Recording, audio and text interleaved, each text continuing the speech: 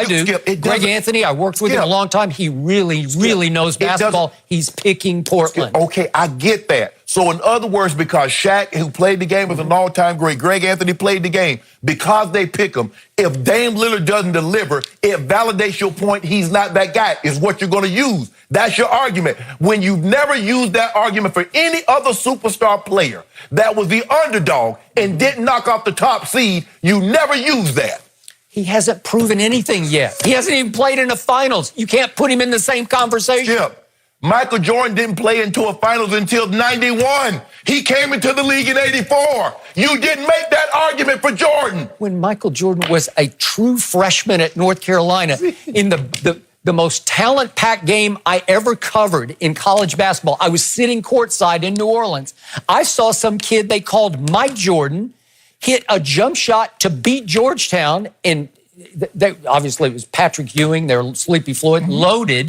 He hit the shot of shots as a true freshman. Yes. Okay, he did that. Yes. You can't take it away. Skip. It was not in the last 2 minutes. It was in the last few seconds. Skip, all I'm saying is that in the NBA, no player, a superstar player, has been asked to beat a number one seed, and when they didn't do it, says he wasn't any good. That's the all number I'm one saying. seed looking like a number one? But what they look like, they have. That's how they got it. Did you see the stat? Out of 1,800 five-man, lineups that have been on the floor in the bubble, the Lakers starting five have the worst plus-minus of any lineup that has been used by any team in the bubble. 1,800 lineups, theirs is the worst plus-minus. They are vulnerable. They have looked shaky on offense, and then they have looked shaky on defense. So if they play their best and Dame them play their best, who wins? Boy, right now it's looking Portland-ish to me. Okay. So here we go. We're about to find out. Yep. Well, they Dame got to win Thursday to keep it in their control. Lose, we'll have to see. Let's move on, guys, to some tension around the league that we saw last night, because it was heated between the Bucks and Wizards as players were starting to be held back. Giannis Antetokounmpo received a flagrant 2 and was ejected from the game after headbutting Wagner. So, Shannon, what'd you make of this, and what should the punishment be for Giannis? Skip, I don't know what was said. Something had to be said. Because we see sometimes, Skip, when guys are, things happen and guys are right there in their face, they might do something like this. But Giannis came clear across the court. He came from a distance and to do this. And it was well after, remember, Mo Wagner took a charge. Right. He just got in his way and took a charge. Right. And then things started to heat up.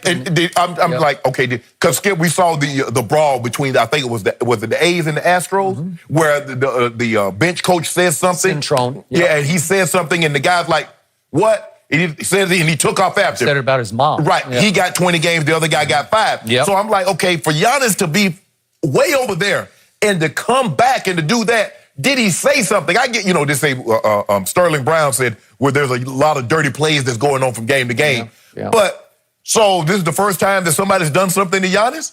Skip, for me, this is normally a flagrant 2 normally gets you a suspension.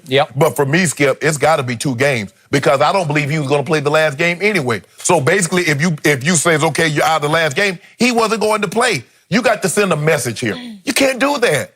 I understand that Giannis is one of the faces of the NBA, Skip, but this is unacceptable.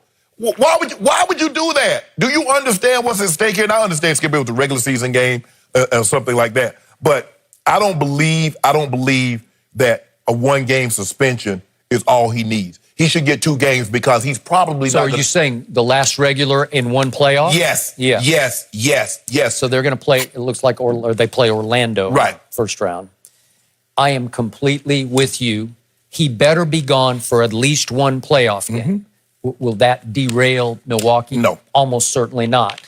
But when I saw this, I had the sound down. I was on the phone talking to our producer, Azzy, and I looked up and I saw it, and then I saw the replay, and I said, what? He did that? Yeah.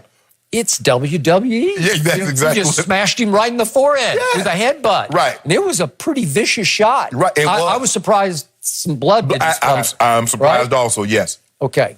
So it sounds like frustration boiled over. I don't know if it boiled over specifically at Mo Wagner. I don't know that for sure. But the way it was presented by Giannis after the game and Budenholzer after the game, it was just building frustration, because they do beat on him. They do build walls. They do get in his way because what's the best way to beat Milwaukee? It's just keep him from the rim. Keep him from swooping to the hoop. Yes. Because when he swoops, nobody can stop that. He's 7 feet tall and long and athletic, and he just slams it from anywhere. Exactly. You can't let him get any momentum to the basket. But what happened when Toronto finally said timeout after the first two? They lost the first two last year to Milwaukee. Let's just build a wall. Let's make him shoot 8, 9, 10-foot jump shots, and he can't.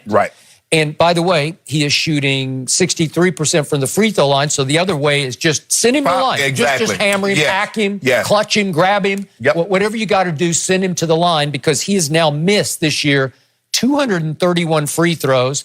Next on the list is Gobert with 149. So he's missed an extraordinary more number of free throws than the second guy has. So what's the book?